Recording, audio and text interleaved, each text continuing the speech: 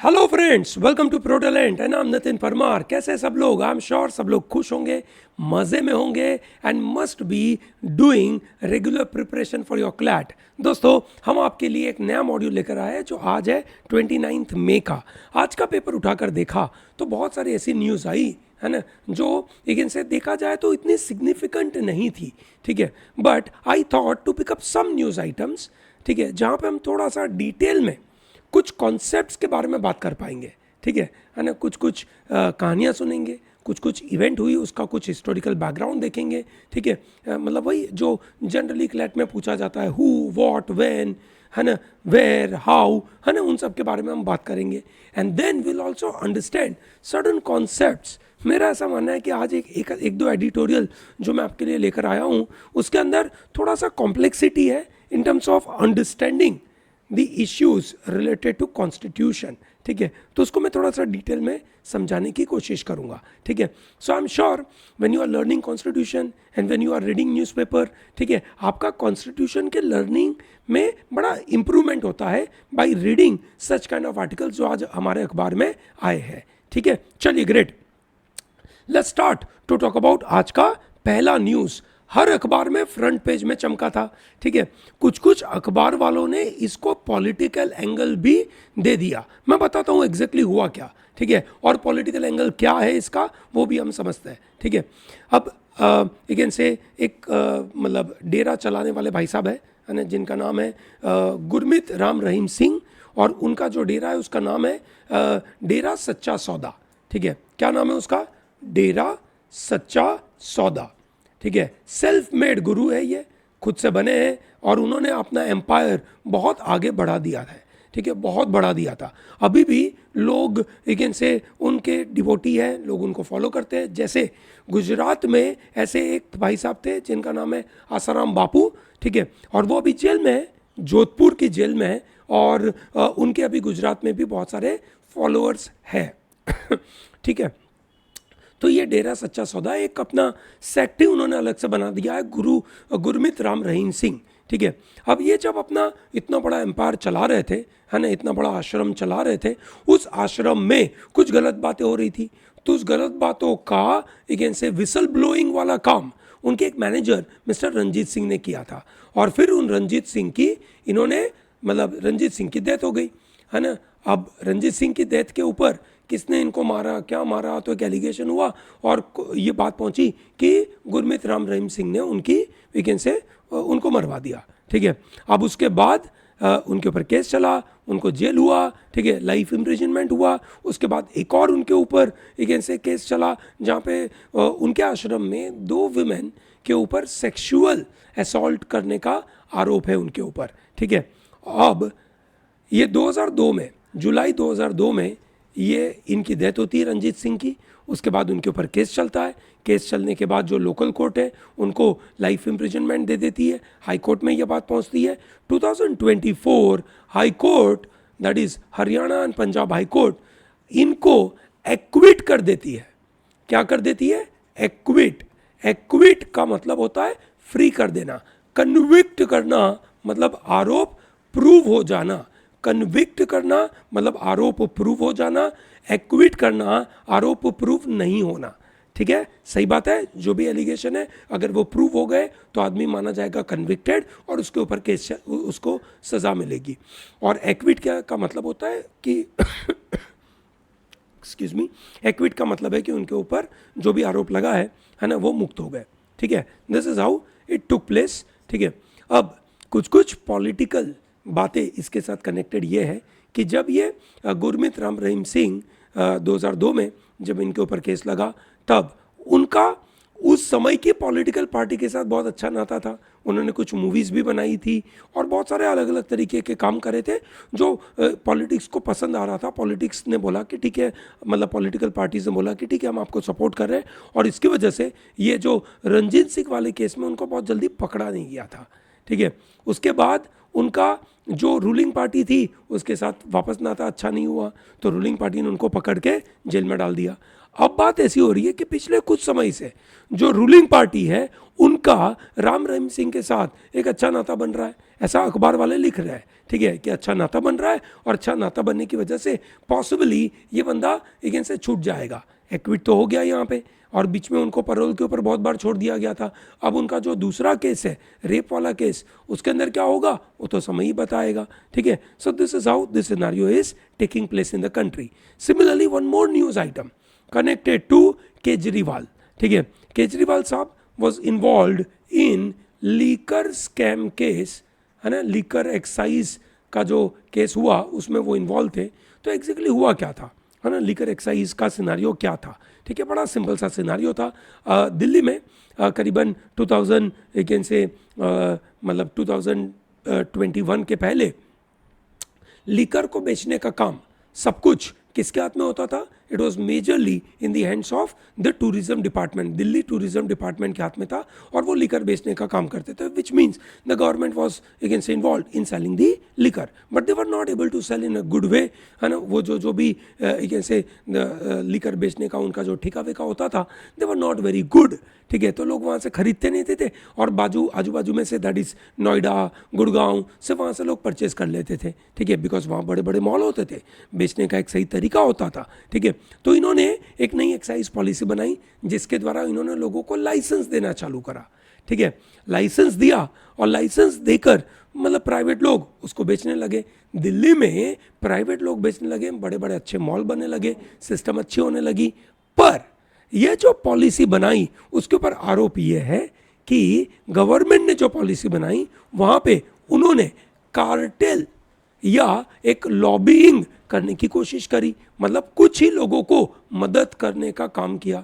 सरकार जब कोई पॉलिसी बनाती है और वो कुछ लोगों को मदद हो जाती है तो वो एक तरीके से गलत हो जाता है, ठीक है। गलत क्यों हो जाता है? क्योंकि कुछ लोगों को मदद हो रहा है, तो जो कॉन्स्टिट्यूशन के बेसिक प्रिंसिपल्स है ना, इक्वालिटी ऑफ अपॉर्चुनिटीज़, वो तो आपने तहस नहस कर दी। अब आपने जब इक्वालिटी नहीं मेंटेन करी, कुछ लोगों को मदद करा, तो उन लोगों को मदद करने के लिए ये पक्का है ना, ये पक्का है कि आपने इन रिटर्न कोई बेनिफिट लिया होगा, ठीक है। तो उनके ऊपर आरोप ये भी है कि आपने किकबैक लिया होगा, ठीक है, आपको कुछ बेनिफिट मिला होगा।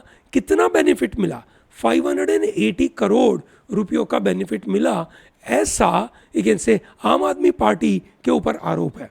हम आम Aadmi party was a ruling party, उस समय पे डिप्यूटी सीएम उसके इस काम में इन्वॉल्व हो रहे थे। तो इस एक्साइज स्कैम के अंदर, ठीक है, उनके जो डिप्यूटी सीएम है उनको पकड़ा गया, ठीक है, और फिर उसके जो मास्टरमाइंड है, ऐसा जो आरोप लगा कि मास्टरमाइंड कौन है, मतलब दिल्ली के सीएम, है ना, अरविंद केजरीवाल, उनको भी पकड़ा गया, ठीक है। तो ये कहानी बनी, ठीक है। This was the scenario. अब सही में उसका कोई प्रॉपर एविडेंस है या नहीं वो तो अभी तक पूरी तरीके से प्रूव हुआ नहीं है, पर यह पक्का है कि ये स्कैम की तरीके से इसको बात करी जा रही है। अब केजरीवाल साहब इलेक्शन के टाइम पे छूटे थे, है ना, इलेक्शन के टाइम पे इन्होंने बोला कि मुझे बेल पे छोड़ दीजिए, जो कोर्ट ने कहा ठीक है हम छोड़ देते with a condition that you can not go to CM office, you can not go to you can say मतलब the to do all the activities as a CM, you can do activity as a Aam Aadmi Party का member and in the election part, election campaigning में आप जा सकते हो। तो 2 तारीख को इनको वापस जेल में जाना है, ठीक है। तो इन्होंने डिमांड करी कि मुझे वापस एक इनसे बेल दे दीजिए, है ना, 7 दिनों के लिए, क्योंकि मुझे कुछ एक इनसे लाइफ थ्रेटनिंग डिजीजेज है, उसके ऊपर मेरे को एक इनसे दवाइयाँ लेनी है, ठीक है। तो सुप्रीम कोर्ट की बेंच ने कहा कि 1 मिनट, आपका केस दूसरी बेंच में चल रहा है, ठीक है, तो अगर आपको बेल का एक्सटेंशन करवाना है आप उस बेंच में जाइए, उसका डिसीजन वो लोग लेंगे। हमारे पास जो इन्फॉर्मेशन आ रही है उसके मुताबिक हम आपका काम नहीं कर सकते।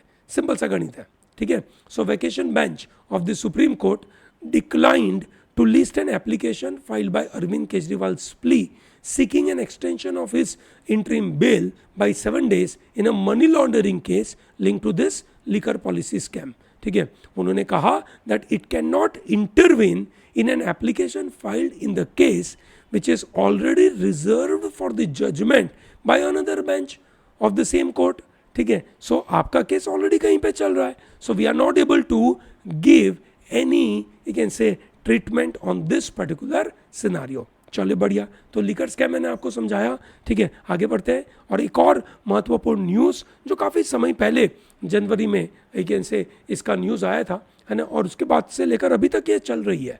ठीक है, हुआ ये कि एक पीडीएस स्कैम हुआ था. पब्लिक डिस्ट्रीब्यूशन सिस्टम करके एक सिस्टम होती है, और वहाँ पे एक स्कैम हुआ था प्राइमरली. ठीक है, जो डिस्ट्रीब्यूशन ऑफ राशन है उसका स्कैम हुआ था, और ये स्कैम काफ़ी बड़ा हुआ था. और उस स्कैम के लिए एनफोर्समेंट डायरेक्टोरेट, ठीक है, ये जो भाई साहब में मिस्टर शेख शाहजहां, उनके यहाँ पे रेड करने के लिए गए. ठीक है, ये जगह कहाँ पर है उनकी? बोला Sandeshkhali. Sandeshkhali is a place in West Bengal. बड़ा यूनिक प्लेस है.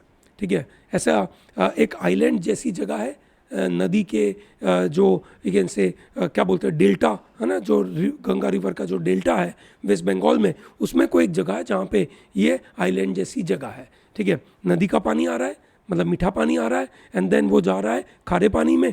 ठीक है, तो ये आइलैंड होता है जो मेंटेन करता है कि खारा पानी और मीठा पानी के बीच का गैप मेंटेन करता है. ठीक है, तो पीडीएस स्कैम हुआ था, उसका मतलब इन्वेस्टिगेशन करने के लिए रेड लगाई ईडी ने. जब ईडी यहाँ पे रेड करने के लिए गया सौंदेश खौली में, ठीक है, तो ईडी के ऊपर अटैक हो गया. ईडी के ऊपर अटैक हुआ, और उस अटैक में, है ना, ईडी को भाग जाना पड़ा. तो ईडी जब भागा तो वहाँ पे सौंदेश खौली में रहने वाले बहुत सारे लोग ने, प्राइमरली फीमेल ने प्रोटेस्ट किया और बोला कि नहीं, ईडी आओ और हमें इस से ये शेख शाहजहां से बचाओ, क्योंकि ये सेक्सुअली हैरेस कर रहा है हमें. अब सौंदेश खौली का जो जगह है, वहाँ ज़्यादातर लोग, है ना, जो भी लोग वहाँ रहते हैं, दे आर से मेजरली से involve in the agriculture activity of paddy, मतलब वहाँ राइस उगाते हैं. ठीक है, कोरोना के बाद शेख शाहजहां भाई साहब ने, अच्छा, जो राइस उगाते हैं वो अपने खुद के लिए लगाते हैं. ठीक है, और ज़्यादातर फैमिली में से जो मेल मेंबर है वो तमिलनाडु और उन सब जगहों पे वो अपने लेबर की एक्टिविटी के लिए चले जाते हैं. ठीक है, तो ज़्यादातर ये एरिया में जो घर में रहते हैं वो वुमेन रहती है, छोटे बच्चे रहते हैं, और ओल्ड एज वाले लोग रहते हैं. ठीक है, और मैंने बताया कि सौंदेश खौली में ऐसे मतलब यहाँ पे फ्रेश वाटर या तो मीठा पानी, दैट इज़ रिवर का वाटर. ठीक है, और यहाँ पे आपका सी का वाटर, उसके बीच का एक थोड़ा सा गैप बना के रखा होगा, मतलब नेचुरली बना होगा. और उस नेचुरली वाली चीज़ को ये शेख शाहजहां ने तोड़ दिया, ताकि सी का पानी अंदर आ गया. सी का पानी आने लगा, खारा पानी आने लगा. खारे पानी में ये भाई साहब बोल रहे कि मैं बिजनेस करना चाहता हूँ, आई विल डू से खारे पानी की मछलियाँ वहाँ पे से लगाऊंगा, और उस मछलियों को बेचकर मैं पैसा कमाऊंगा, और जिन जिन की ज़मीन मैं लेके रखा हूँ मैं आपको रेंट दे दूंगा. ठीक है, ऐसा उन्होंने कहा. इन्होंने रेंट दिया नहीं, लोग रेंट मांगने गए. प्राइमरली कौन मांगने जाएगा? फीमेल. फीमेल मांगने गई तो उनका सेक्सुअल हैरेसमेंट. ठीक है, तो ये सब केसेस इनके ऊपर चले. ठीक है, सो सौंदेश खौली पे एक तो शाहजहां के लोगों ने अटैक भी कर दिया, वहाँ की विमेन ने शाहजहां के खिलाफ केस भी कर दिया, ईडी का केस चल रहा है. बहुत सारा चीज़ एक साथ एक जगह पे चल रहा है जो आपको पता होना चाहिए, है ना दोस्तों. आपको पता होगा एनफोर्समेंट डायरेक्टोरेट प्राइमरली जहाँ पे इकोनॉमिक ऑफेंसेस होते हैं वहाँ पे जाते हैं. दोस्तों, ये लॉ एनफोर्समेंट एजेंसीज है, याद रहे. There are 3 important law enforcement agencies which you should know. ठीक है, one is called ED for economic offences. कौन सा ऑफेंसेस के लिए होता है भैया? Economic offences. दूसरा होता है सीबीआई. ठीक है, CBI is crime related offences के लिए. ठीक है, तीसरा होता है narcotics control bureau, primarily for the cases related to drugs. ठीक है, उनके रिलेटेड ये अलग अलग एजेंसीज है जो जिसको बोला जाता है enforcement agencies. This enforcement agencies are very crucial for establishing law और enforcing law in the given situation. ठीक है, तो ये भारत की सबसे नामी एजेंसीज है. दोस्तों, ईडी अपना पावर डिराइव करता है PMLA एक्ट के द्वारा, which is prevention of money laundering act, उसके द्वारा वो अपने पावर को डिराइव करता है। सीबीआई अपना पावर डिराइव करता है Delhi special police establishment act के द्वारा, ठीक है ना। Delhi special police establishment act के द्वारा सीबीआई अपना पावर डिराइव करता है, और एनसीबी अपना पावर डिराइव करता है एनडीपीएस एक्ट के द्वारा, ठीक है। Narcotics, drugs and you can say P stands for, just immediately I forgot, है ना, psychotropic substances, yes, है ना, narcotics, drugs and psychotropic substances, है ना, का प्रिवेंशन के लिए ये लॉ बना के रखा हुआ है, दैट इज एनसीबी। याद रहा सबको, सब ये बात है, चलिए great. So in a quick way I have given you an idea about संदेश कौली, ठीक है। एक बड़ा महत्वपूर्ण न्यूज़ आया फ्रॉम कर्नाटका, है ना, कर्नाटका से ये न्यूज़ आया। कर्नाटका हाईकोर्ट बोलती है, बैंगलोर हाईकोर्ट बोलती है, कर्नाटका हाईकोर्ट बोलती है that bonds signed for rural service by MBBS graduates prior to July 2022 is illegal, ठीक है। अब एग्जैक्टली केस क्या हुआ, जैसे यहाँ पे इन्होंने बताया that around 440 MBBS graduates of 2021 are not required to undergo 1 year of compulsory rural service as per the bond signed by them while joining a medical course through government quota seats in 2015, ठीक है। 2015 में इन्होंने MBBS का course join किया, 2021 में जब ये बाहर निकले, ठीक है। तो ये जब एमबीबीएस का कोर्स जब आप साइन करते हैं ना दोस्तों, तो पूरे वर्ल्ड में ये बातें रहती है दोस्तों, ये ध्यान रहे, है ना। ज़्यादातर develop countries like USA, Canada, Australia, they have policies which are targeted, ठीक है, एट इंटरनेट, मतलब प्राइमरली जो भी मेडिकल ग्रेजुएट्स होते हैं उनको, है ना कहीं सर्विस देनी है, 1 साल, 1.5 साल, 2 साल की उनको सर्विसेज देनी है इन द रिमोट एरिया, ये उनका प्री कंडीशन होता है, ठीक है। तो 2015 में जब इनका एडमिशन हुआ तो उनको ये प्री कंडीशन थी जहाँ पे रूरल सर्विस उनको करनी है कंपल्सरीली फॉर यू कैन से 1 ईयर, ओके। चलो ग्रेट। नाउ ये 2012 में ये लॉ बनाया गया था, ठीक है। ये लोग 2015 में ज्वाइन करने जाते हैं, ठीक है। नाउ हाईकोर्ट ने क्या कहा, ये ध्यान रखना। हाईकोर्ट ने कहा the state appears to have been in a deep slumber. Deep slumber का मतलब होना डीपली सो गया था, या in having siesta for 10 year, 10 साल तक उसने कुछ नहीं किया। If the rule itself depicts that it would come into effect on the date of its publication in the official gazette, the rule that just stood on the paper before the publication was inchoate, ठीक है। तो अगर आपने कोई law बनाया है और अगर लॉ आपने बोला जिस तारीख से लॉ पास हुआ उसी तारीख से इंप्लीमेंट होगा, है ना, ऐसा अगर आपने लिखा तो ये पक्का है कि आपका लॉ स्ट्रॉन्ग वे में बना होना चाहिए, ठीक है ना। ऐसा कोई एकदम ऊपर से बना के रखा कि बाद में देखेंगे कि कब उसको इंप्लीमेंट करना है, उसके बारे में हम बताएंगे, ऐसा अगर कुछ होगा तो चलेगा नहीं, ठीक है। ध्यान रहे, रूरल सर्विस के रिलेटेड जो भी कंडीशन लगाई कर्नाटका गवर्नमेंट ने, वो कंडीशन आई फाइनली जुलाई 2022 को उन्होंने एक गैजेट नोटिफिकेशन के द्वारा साइन करके बोला कि ये भैया ये कंपलसरी है। तो बात ऐसी है कि जुलाई 2022 में गैजेट नोटिफिकेशन निकाल रहे हो, लॉ भले आपने 2012 में पास किया है, आपने 10 साल कुछ काम किया नहीं है, 2022 में आप लॉ पास कर रहे हो और फिर बोल रहे हो कि 2022 में जो पास हो रहा है ना, वो 2015 के बच्चों के ऊपर लगेगा, तो ये तो कैसे हो जाएगा। इसको पॉपुलरली लॉ में बोलते हैं एक्स पोस्ट फैक्टो लॉ। कोई भी लॉ प्रीवियस डेट से नहीं लगेगा, एक्स पोस्ट फैक्टो लॉ, कोई भी लॉ प्रीवियस डेट से नहीं लगेगा। दैट्स वेरी इंपॉर्टेंट, ये ध्यान रखना बहुत ज़रूरी है, ठीक है, ये ध्यान रखना बहुत ज़रूरी है। कोई भी लॉ प्रीवियस डेट से नहीं लगेगा, दैट्स अ क्रूशियल पार्ट, ठीक है ना। ये दोस्तों article number 20 of Indian constitution में भी क्लियर कट बोला गया है, no law will be applicable from the previous date. So यहाँ पे भी वही बात है, और इसी में हाई कोर्ट ने बहुत अच्छी तरीके से अपना डिसीजन दिया, विच इज़ वंडरफुल, ठीक है। तो जुलाई 2022 के पहले कोई भी बच्चा ग्रेजुएट हुआ होगा उसके ऊपर ये लॉ नहीं लगेगा, इसलिए 2021 में जो बच्चे पास हुए, जो 440 बच्चे थे, ठीक है ना, उनके ऊपर ये कंडीशन नहीं लगेगी, ठीक है। चलिए बढ़िया। एक और लीगल केस आया which is Delhi high court के पास पहुँचा, जहाँ पे एक दिल्ली के मिनिस्टर है, आम आदमी पार्टी के मेंबर है, उनके लीडर है जिनका नाम है आतिशी, ठीक है। आतिशी को समन किया गया है, कोर्ट में बुलाया है कि भैया आपने जून 29 में आपने कुछ क्लेम किया था, वो क्लेम है आपका डिफेमेशन का। Now what is defamation? दोस्तों आपको यह पता होगा कि लोगों के पास एक राइट होता है, राइट टू रेप्यूटेशन, ठीक है। आपके पास राइट है अपनी रेप्यूटेशन का। आपकी रेप्यूटेशन को कोई गलत तरीके से, डिस्क्रिमिनेटरी वे में, ठीक है, रैंडमली, ठीक है, एब्यूज करना चाहता है और आपकी रेप्यूटेशन खराब करना चाहता है, तो गलत बात है। आपके पास अधिकार है, आप उसके खिलाफ केस कर सकते हो, whether it is a civil case और a criminal case, up to you, you can very well do that.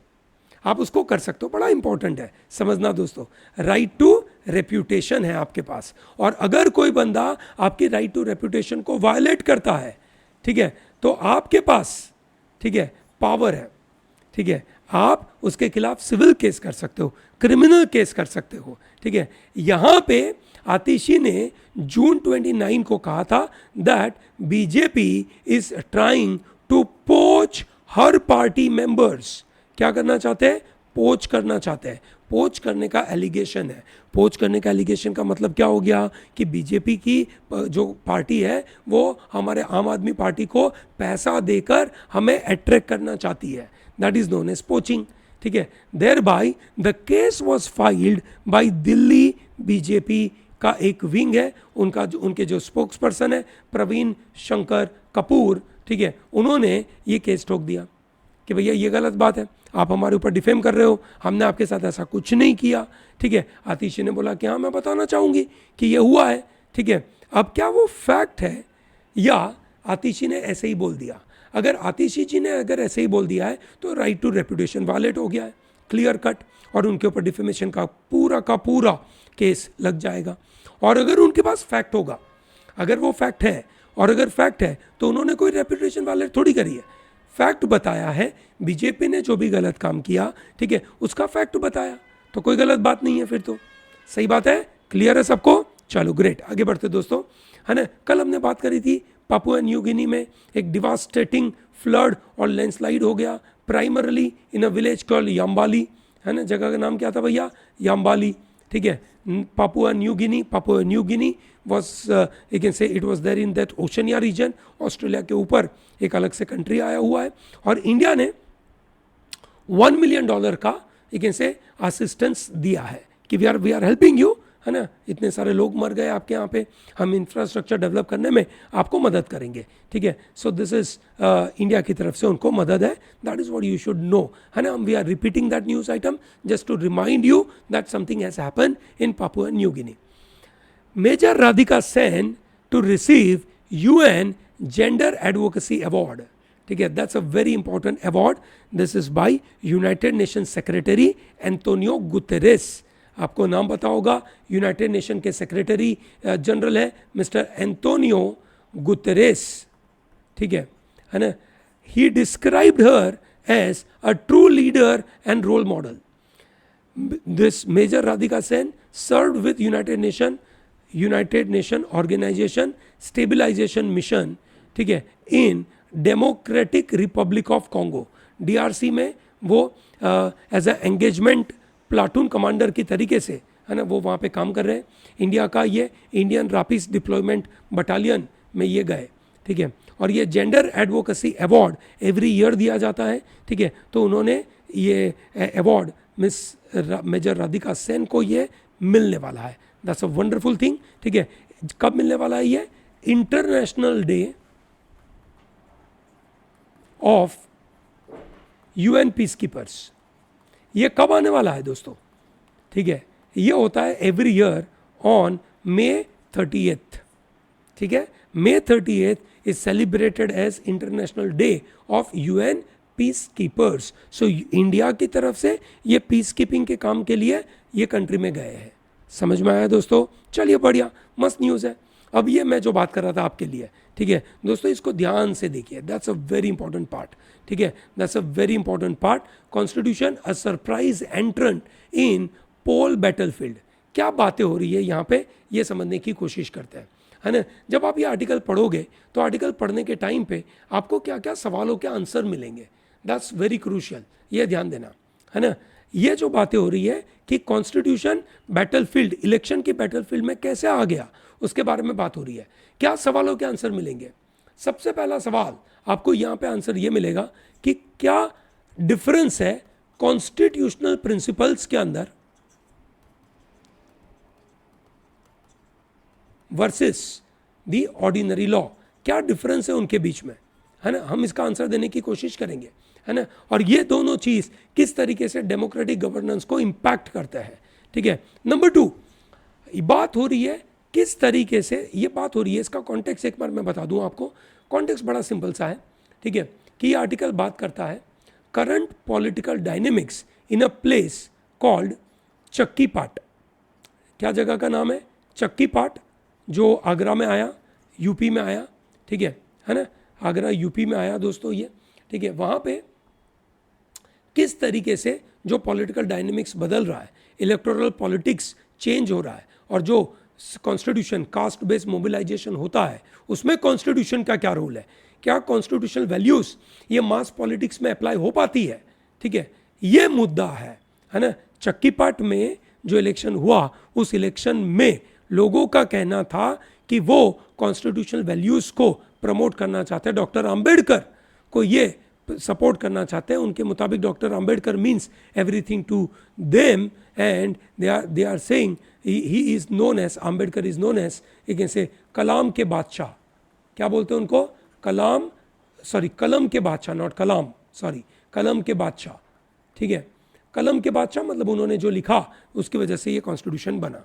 Primary बात ये चल रही है, ठीक है, क्यों कॉन्स्टिट्यूशन इस तरीके से इमर्ज हो रहा है उसके बारे में बड़ा महत्वपूर्ण बात चल रहा है, क्योंकि बीजेपी में ये बातें चल रही है कि भैया अब की बार 400 पार, अब की बार 400 पार मतलब एक तरीके से डोमिनेशन आ जाएगा, और डोमिनेशन आ जाएगा तो बीजेपी कॉन्स्टिट्यूशन को चेंज करना चाहती है, ये उनके ऊपर आरोप लग रहा है, ठीक है। और जो लोग यहाँ पे रहते हैं वो लोग बोलते हैं कि गलत बात है, हम कॉन्स्टिट्यूशन को बदलना नहीं चाहते हैं, ठीक है। तो दूसरा जो सवाल है, ठीक है, दूसरा जो सवाल है वो ये है कि किस तरीके से बीजेपी का अप्रोच, किस तरीके से बीजेपी का approach to caste based politics और रिजर्वेशन बदल रहा है, ठीक है, और किस तरीके से ये इवॉल्व हुआ, ये हम समझेंगे, ठीक है। तीसरा सवाल जो हम आपके सामने देखेंगे, बताएंगे, is how do current concerns about constitution, कि कॉन्स्टिट्यूशन बदलने वाला है, ठीक है, it reflects the broader anxiety about democratic erosion, कि किस तरीके से डेमोक्रेटिक इरोजन इंडिया में हो रहा है ना, और ये इरोजन को प्रोटेक्ट करेगा कौन, ठीक है। And what are the implications of the emerging constitutional discourse for the future of Indian democracy, ठीक है, उसके बारे में हम बात कर रहे हैं दोस्तों। मेजर थीम हमारी क्या है? हमारी थीम है इलेक्टोरल पॉलिटिक्स, है ना, just a minute. Major theme है हमारी इलेक्टोरल पॉलिटिक्स,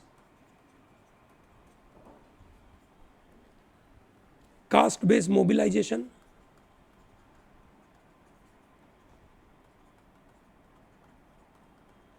ठीक है, उसके बारे में बात है। तो बात ये हो रही है कि ये जो हमने आपको एक जगह बताई यूपी में उस जगह में रहने वाले प्राइमरली द जाटव करके ग्रुप है ना, जाटव वोटर्स है, they have been traditionally voting for Bahujan Samaj Party के मेंबर को ये लोग वोट करते थे। बहुजन Samaj party was a party primarily meant for the, you can से बैकवर्ड कास्ट के लोगों के लिए मानी जाती थी, ठीक है। फिर जब बीएसपी का पलड़ा थोड़ा नीचे जाने लगा, सो दिस पीपल, है ना, उन्होंने धीरे धीरे अपना लेकिन से पूरा वोटिंग का सिस्टम चेंज करा, and they shifted to BJP. अब ये हुआ कि बीजेपी को ये लोग वोट दे रहे थे, और पिछले कुछ समय पे एक तरीके से जो बीजेपी के साथ ये लोग फेवर में गए तो उनको धीरे धीरे समझ में आ गया कि अच्छा बीजेपी उनको जो बोल रही है वैसा एक्चुअली में हो नहीं रहा है। तो ये जो डिसइल्यूजनमेंट है वो उनको रियलाइज हुआ, और अब ये लोग बोलते हैं कि now we are not going to vote for BJP, ऐसा उनका कहना है। ठीक है, सो बेसिकली इलेक्शन का मुद्दा क्या आया? इलेक्शन का मुद्दा ये आया कि बीजेपी एक डोमिनेटिंग पार्टी बनने की कोशिश कर रहा है। क्या बोल रहा है? डोमिनेटिंग पार्टी, कि भैया अब की बार 400 पार। ठीक है, अब की बार 400 पार। ठीक है, and there by they are going to change the constitution. अगर ये कॉन्स्टिट्यूशन बदलेंगे तो गलत बात है। क्यों गलत बात है? इस बात को अच्छे से समझे, क्यों गलत बात है ये समझना बहुत ज़रूरी है। ये लोग जब कॉन्स्टिट्यूशन के मुताबिक अपने आप को प्रोटेक्ट करने की कोशिश कर रहे हैं, समझना, common people are coming and saying yes we want to protect constitution, not like those leaders. हाँ, ये लीडर्स जो भी थे, समाजवादी पार्टी के अखिलेश यादव, कांग्रेस के राहुल गांधी, ठीक है, बीएसपी के आकाश आनंद, इन सब ने कहीं ना कहीं ये बात करी कि बीजेपी अपना कॉन्स्टिट्यूशन बदलना चाहता है और इसलिए उसके प्रोटेक्शन में हमें कुछ करना पड़ेगा। भैया लीडर्स ऐसा बोले, पॉलिटिकल पार्टी के मेंबर ऐसा बोले, वो एक हद तक बराबर है, पर जब कॉमन पीपल इसके बारे में बात करे तो ये बड़ा इंपॉर्टेंट बन जाता है। ठीक है, क्यों बन जाता है ये समझिए दोस्तों आपको पता होगा दैट कॉन्स्टिट्यूशन के कुछ प्रिंसिपल्स होते हैं, है ना। हम यहाँ पे डिफरेंस देख रहे हैं कि क्या डिफरेंस है कॉन्स्टिट्यूशन, ठीक है, और एक इनसे ऑर्डिनरी लॉ के बीच में, है ना। हम ये देखने की कोशिश करें constitutional principles versus ordinary law, उनके बीच में क्या डिफरेंस है। चलिए समझते हैं, और क्यों ये आज के ज़माने के लोग उस कॉन्स्टिट्यूशन को बचाने के पीछे भाग रहे हैं। ठीक है, ये समझिए दोस्तों, constitutional frame principles frames fundamental rights, ठीक है, and they are of higher orders. ठीक है, मतलब इसमें जो प्रिंसिपल्स होते हैं उनका ऑर्डर हायर है कंपेयर टू ऑर्डिनरी लॉ में जो बातें हो रही है, ये सर नो। ठीक है, so therefore this constitutional principles govern the society. ठीक है, बराबर है। वाल ऑर्डिनरी लॉ क्या होता है? ऑर्डिनरी लॉ होता है कि सिटीजन को ऑबे करना पड़ता है, ये sir no. This are the rules, this are the guidelines, ठीक है ना, this are the rules guidelines. बने हैं ये कॉन्स्टिट्यूशनल प्रिंसिपल्स के द्वारा ही बने हैं, ठीक है, बने तो उसी से है, बराबर है, बने तो उसी से है। ध्यान रखना, कॉन्स्टिट्यूशनल प्रिंसिपल्स हमारी सोसाइटी को गवर्न करता है, ठीक है, हमारी सोसाइटी को गवर्न करता है। ऑर्डिनरी लॉ डायरेक्टली सिटीजन्स के लिए रूल बनाया है, तो सिटीजन्स को ये डायरेक्टली गवर्न करता है, ठीक है। और ये एक तरीके से पुलिस के द्वारा हमारे ऊपर से लगाया जाता है। कभी कभार ये डिस्क्रिमिनेट करता है, हमें डिस्क्रिमिनेट वे में हमारे ऊपर लगाया जाता है, ठीक है ना, डिस्क्रिमिनेट वे में हमारे ऊपर लगाया जाता है, ठीक है। कभी कभार कोएर्सिव वे में लगाया जाता है ना, coercively they are being against employed on us and there bye हमारी फ्रीडम को ये अंडरमाइन करता है, ठीक है, हमें एक तरीके से डिसएम्पावर कर देता है। तो जो लॉ बना है ऑर्डिनरी, ठीक है, वो पुलिस गलत तरीके से इंप्लीमेंट करके हमें परेशान कर सकती है। और अगर हमें इसके सामने कोई पिटीशन दाखिल करनी हो, ठीक है, हमें इसको चैलेंज करना हो कि ये डिस्क्रिमिनेटरी है, ये डिस्क्रिमिनेटरी है, बराबर है, तो ये डिस्क्रिमिनेटरी है कि नहीं, उसके लिए आइडिया आएगा कहाँ से? बोला आएगा कॉन्स्टिट्यूशनल प्रिंसिपल से आएगा। I hope it is very clear, समझ में आ रहा है दोस्तों। तो दोस्तों यहाँ जो बात हो रही है कि कॉन्स्टिट्यूशनल प्रिंसिपल्स एक ऑर्डिनरी लॉ में लगने चाहिए, वो बड़ा इंपॉर्टेंट है। और यहाँ के कॉमन लोगों ने जब बीजेपी को वोट दिया और बीजेपी ने इन ऑर्डिनरी लॉज की धज्जियाँ उड़ा दी और डिस्क्रिमिनेटरी कर दिए, तो इसलिए जब ये लोग आ रहे हैं बोल रहे हैं कि हम कॉन्स्टिट्यूशन के साथ हैं, हम ये इस तरीके के पावर वाली चीज़ में जाना नहीं चाहते। समझ में आया दोस्तों? एक और इसके पीछे का कॉन्टेक्स्ट समझते हैं, ठीक है ना। ये जो बीएसपी को सपोर्ट करने वाले लोगों को बीजेपी के साथ क्यों अच्छा नहीं बन रहा है ना, इसलिए नहीं बन रहा है क्योंकि बीजेपी जो कास्ट बेस्ड पॉलिटिक्स है ना, जो कास्ट बेस्ड पॉलिटिक्स है उसको आगे बढ़ाना चाहती है, ठीक है, अपर कास्ट और लोअर कास्ट का डिस्क्रिमिनेशन करना चाहती है। इसीलिए आपने देखा होगा बीजेपी के समय पे एक क्रॉस कास्ट रिजर्वेशन का सिस्टम आया which is popularly known as EWS, economically weaker section, ठीक है, बराबर है, इकोनॉमिकली वीकर सेक्शन का मुद्दा यहाँ पे चालू हो गया, ये सुनो। तो अब इसकी वजह से लोगों के मन में कंसर्न आ रहा है कि there are concerns about constitution reflect broader anxieties over democratic erosion and legitimacy of government. भले गवर्नमेंट ये 400 पार भी कर ले, है ना, और हमारे कॉन्स्टिट्यूशनल प्रिंसिपल्स को ये बदल देगी तो हमें तो बिल्कुल डाउट होगा, ठीक है. The discourse on the constitution highlights the contradictions in the current Indian politics which is particularly around caste discrimination. And one more point, secularism, है ना. सेक्युलरिज्म की तो धज्जियाँ उड़ा दी ना, ठीक है. Dalit voters are focusing on rights and reservation while Muslim voters they are emphasising on constitutional principles of secularism. किस तरीके का हिंदू मुस्लिम डिवाइड हो रहा है उसके ऊपर ये बातें चल रही है. तो ये बड़ी बड़ी फॉल्ट लाइन क्रिएट हो रही है देश में. और वहाँ पे ये जो एक से चक्की पट करके जो जगह है आगरा में, वहाँ के लोग आकर ये बोलते हैं कि भैया, है ना, कलम के बादशाह और हम चाहते हैं कि ये हम बीजेपी को गवर्नमेंट, बीजेपी को सरकार को आने न दे. ये एक बड़ा महत्वपूर्ण बात है. इसीलिए ये जो राइटर्स है वो बोलते हैं इट्स अ सरप्राइज एंट्रेंट. ये बोलते हैं कि ordinary Indian is worried about constitution is far greater is having a far greater political significance than the question of who wins the election. कौन जीतेगा वो इतना महत्वपूर्ण नहीं है जितना महत्वपूर्ण ये बात है कि भैया कॉन्स्टिट्यूशन अगर किसी ने बिगाड़ दिया तो प्रॉब्लम है. ठीक है, चलो ग्रेट, आगे बढ़ते हैं. Google and Amazon they oppose antitrust bill. So what is this? US lobby group representing tech giant Google, Amazon and Apple has asked India to rethink the proposed EU-like competition law. So India में, है ना, India में एक तरीके का special, है ना, law बना के रखा था. पुराने ज़माने में वो लॉ था MRTP, monopolies restrictive trade practices. इसको हमने चेंज कर दिया और हम लेकर आए कॉम्पिटिशन कमीशन ऑफ इंडिया. हम नए लॉ लेकर आए which is about protecting competition. ठीक है, तो दोस्तों competition commission of India CCI हम लेकर आए. ठीक है, तो हम नया लॉ लेकर आने वाले हैं. ठीक है, नए लॉ में हम क्या करने वाले हैं? हम नया लॉ लेकर आ रहे हैं जिसका नाम है anti trust laws. What do you mean by anti trust laws?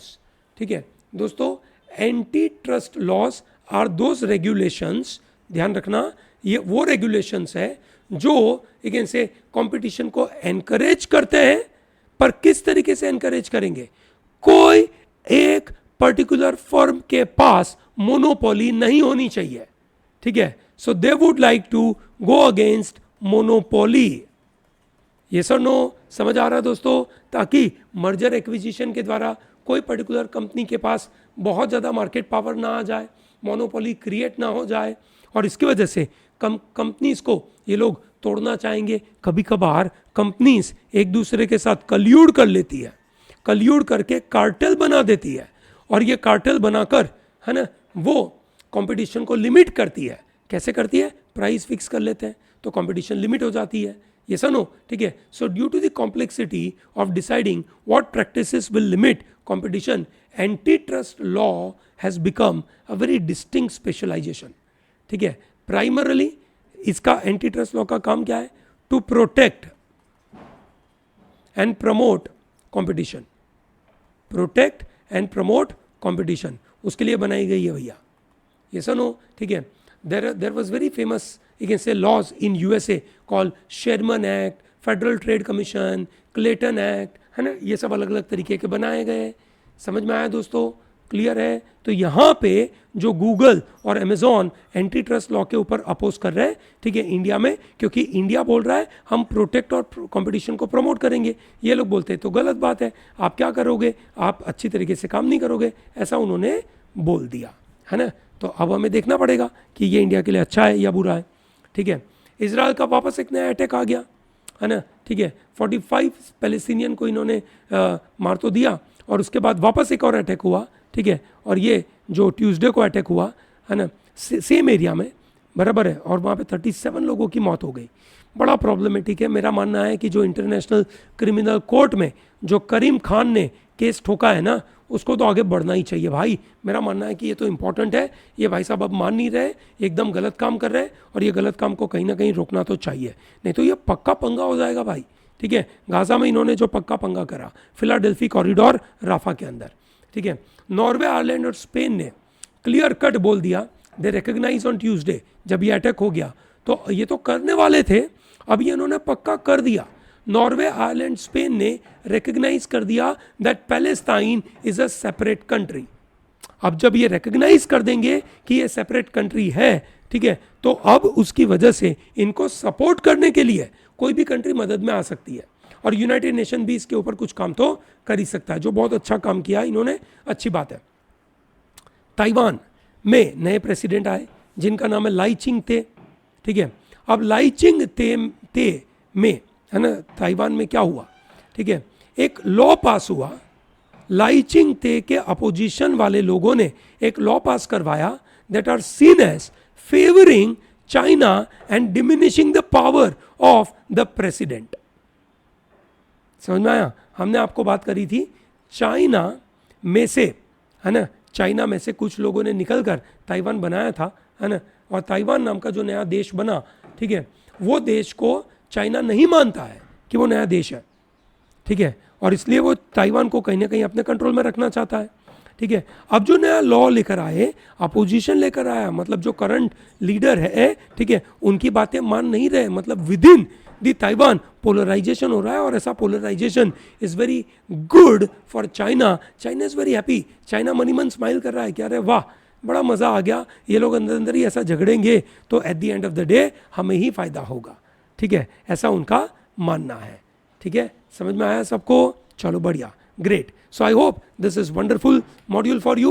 बहुत सारी छोटी छोटी चीज़ें मैंने आपको बताई, and I am sure you must have learn a lot out of this, okay. अगर आपको ये पसंद आता है तो इस वीडियो को लाइक ज़रूर करें, चैनल को सब्सक्राइब करें, tell to large number of people to be part of pro talent. At the same time give your suggestions, comment something on the comment box, tell us कि आपको ये पसंद आ रहा है या नहीं, हम क्या नई नई चीज़ें आपके लिए इंक्लूड करें इसके अंदर, ओके। चलिए, till then all the best and thank you very much.